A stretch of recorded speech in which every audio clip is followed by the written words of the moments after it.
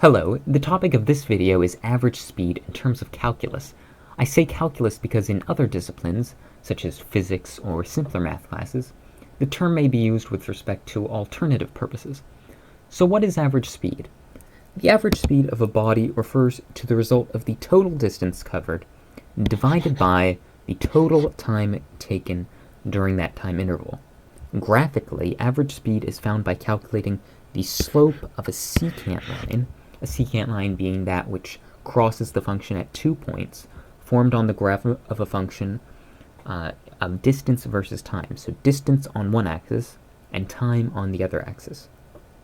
If given a function f of x and a time interval of xy, the formula used to determine average speed, which is also known as average rate of change, is f of y minus f of x divided by y minus x.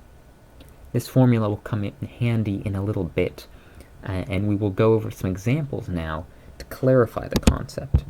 Here's a graphical example. So in the graph depicted to the left, a secant line intersects the function f of x at 2 points. Find the average speed. So here we can see the function here, it curves like that. Then the secant line intersects the function at 2 points. So the first point is at 3.62, 3.71. The second point, 6, 5.97. So, how do we find the average speed from this graph, or from this function graph? So, average speed is defined as the slope of a secant line. So, simply to find average speed, all we have to do is find the slope of the secant line. In this case, we can just use delta y over delta x. In using this kind of method, we know that delta y over delta x represents y1 minus y2 divided by x1 minus x2, since delta means change, so we can find the difference between the y's, divide by the distance, the difference between the x's, to find the slope. So y1, 5.97 minus y2, 3.71, divided by x1, 6, minus x2, 3.62. This comes out to be 0.9. Whoops. Okay.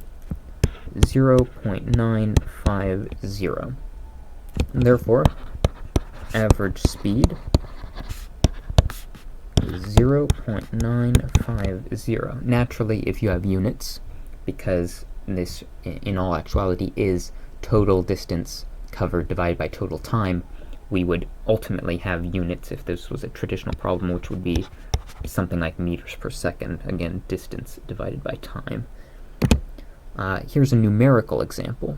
So we have the function f of x equals x squared plus 5x plus 6 over the time interval 1, 4. Find average speed. So looking at the time interval first, we know that 1 represents x and the 4 represents y. So the formula that we had earlier, f of y minus f of x divided by y minus x, will yield us average speed. So we can use this, and plugging in our x and y, we have f of 4 minus f of 1 divided by 4 minus 1, and we get average speed. So let's figure out f of 4. f of 4, so we plug in 4 for every x value. We're replacing x with 4. So 4 squared plus 5 times 4 plus 6, 16 plus 20 plus 6. Therefore, f of 4 equals 42. Now let's do figure out the value of f of 1. Again, replacing the x's in the function with 1's. So 1 squared plus 5 times 1 plus 6. Therefore, f of 1 is 12. So we replace f of 4 with 42, f of 1 with 12, divide by 3 equals 30 divided by 3 equals 10. Average speed is 10. Again, if you had units, you would include those here, with keeping in mind that average speed is total distance covered divided by total time. So your unit in the numerator would be meters or feet, something that represents distance, divided by a unit of time, such as seconds or minutes, to complete the answer that you have.